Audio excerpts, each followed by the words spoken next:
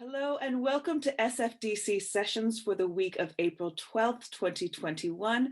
Happy spring, everyone. My name is Elisa Carroll and I'm editor-in-chief of Henry Magazine.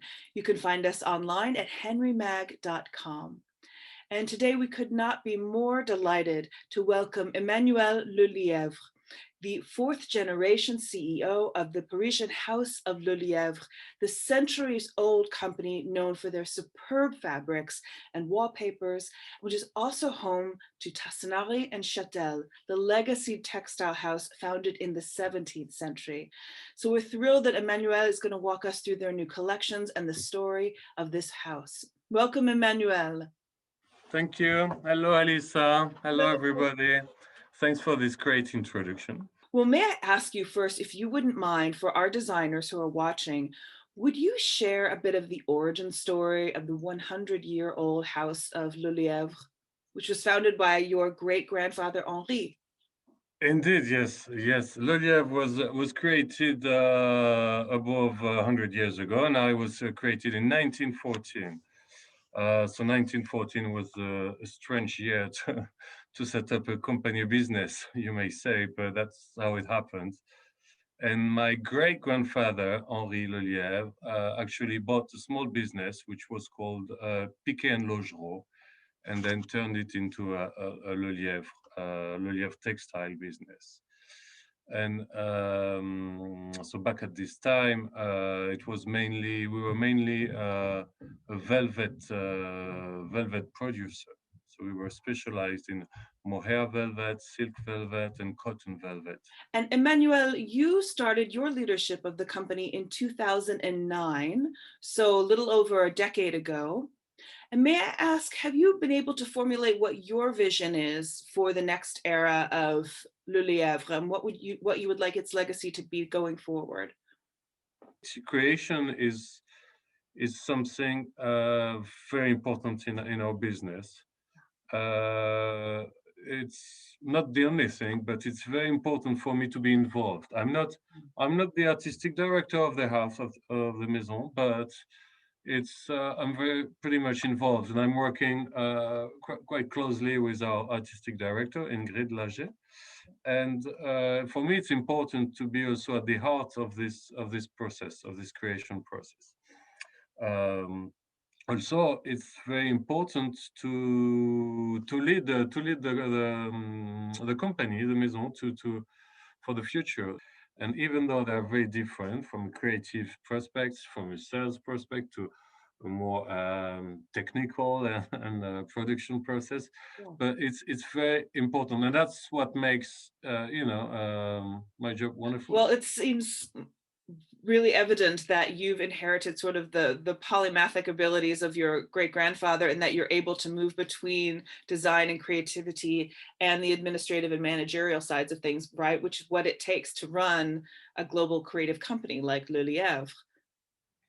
But it's true also, to go back to your previous question, Lisa, that when I see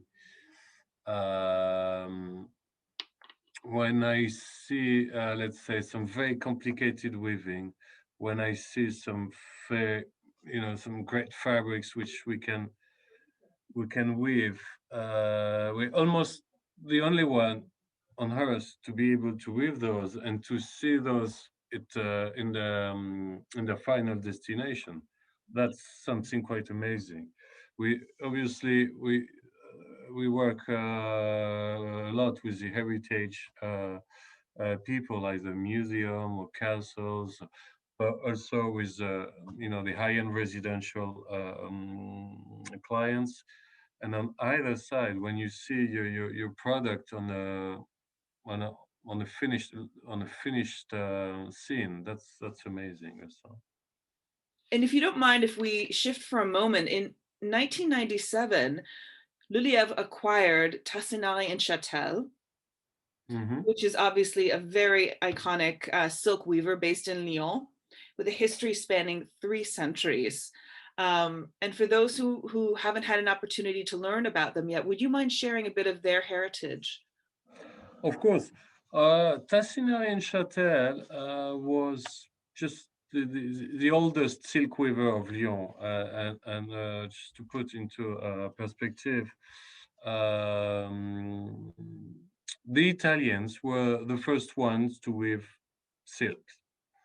And then Louis XIV, so a few years ago again, Louis XIV, decided that the French had to you know, to weave themselves the silk because he didn't want to buy the silk fabrics from the Italian.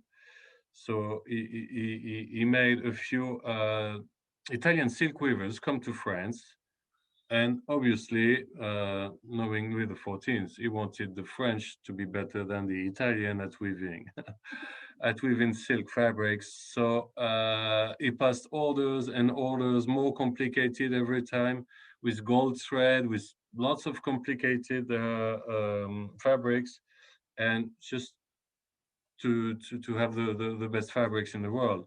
So all the history of Tassinari Chatel is very close to the history of France. And one of the extraordinary things is that you have taken the archives of Tassinari Chatel and made those available, obviously, to contemporary designers. And I've also built new designs based on the existing documents that you have. So maybe we could speak for a moment, Emmanuel, in the way that designers can work with your archives. Okay. For example, as you've shared, for more than 3 centuries, Tassinari and Chatel has maintained, I think it's several 100,000 documents. We talk about 100,000 documents. Wow, okay. Including damask and lampas and brocades. And velvet and brocades, and yeah.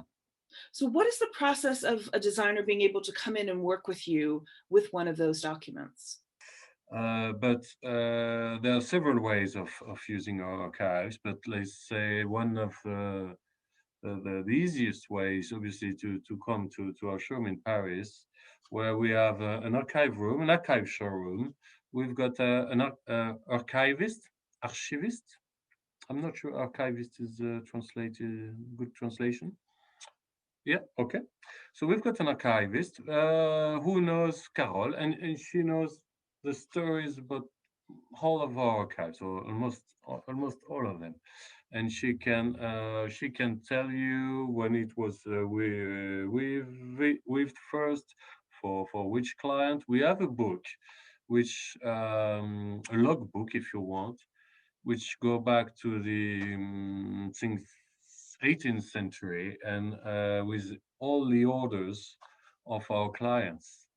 And on this book, for 80% of the orders, we have a little sample, a little like a little stamp, but really a little sample showing that who was the decorator and who was the final client, the end client. So you can come to our showroom archive. You say you're looking for a chinoiserie, let's say, we just talked about guillemets, and then we'll show you a selection of chinoiserie, and then we'll talk with the designer and define if we want this chinoiserie on a damask, on a lampas, on a brocade, on a velvet, on a on a brocatelle, or whatever the type of weaving we can offer. So we'll have obviously all the examples of weaving we have, and then we decide together of the scale. We decide together of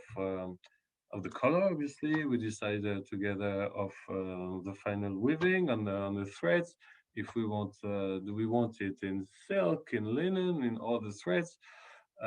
We can do it also with fire retardant fabrics, also with fire retardant threads, I mean.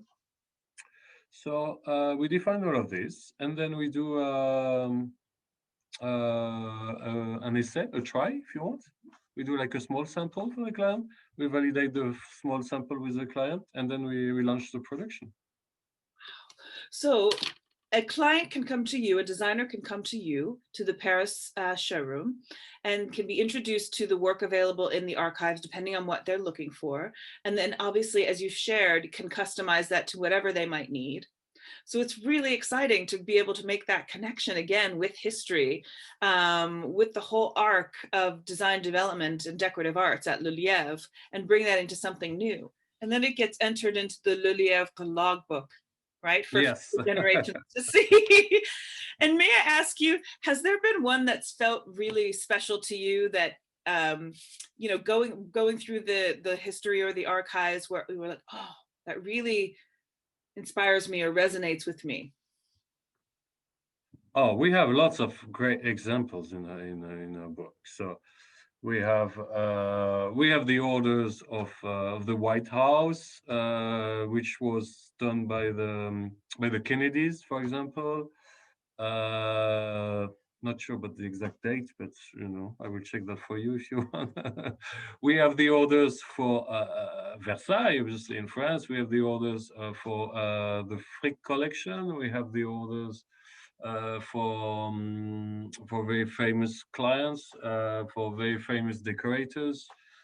Janssen, famous French decorators in the beginning of the 19th centuries, was one of the main client of at the time.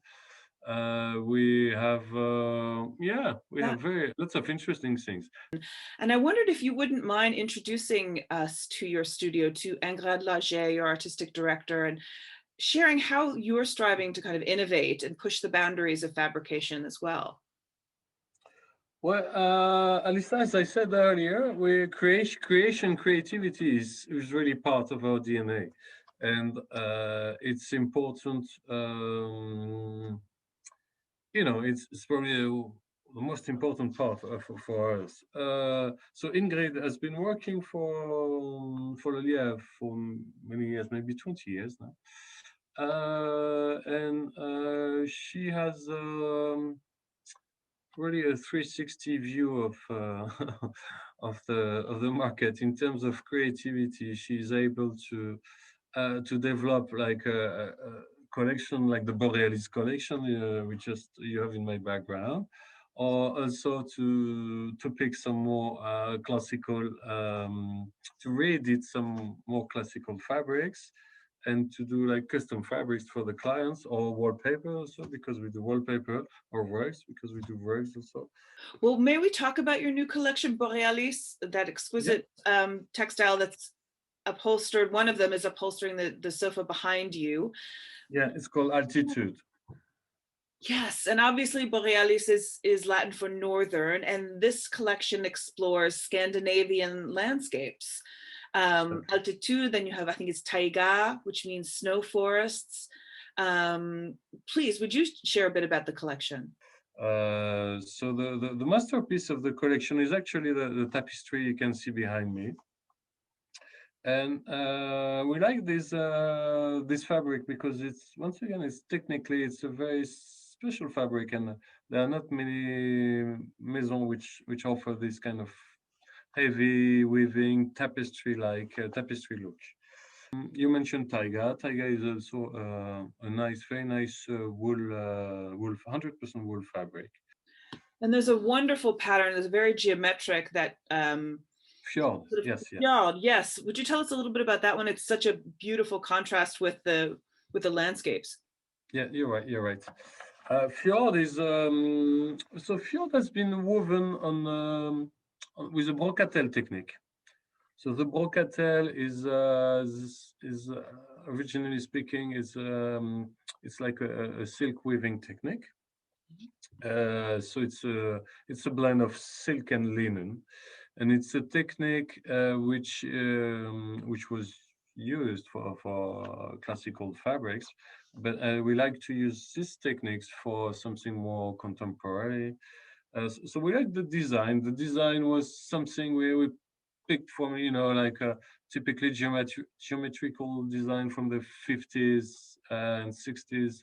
But we changed the design because we wanted to create something new. We don't just pick something and re-edit it.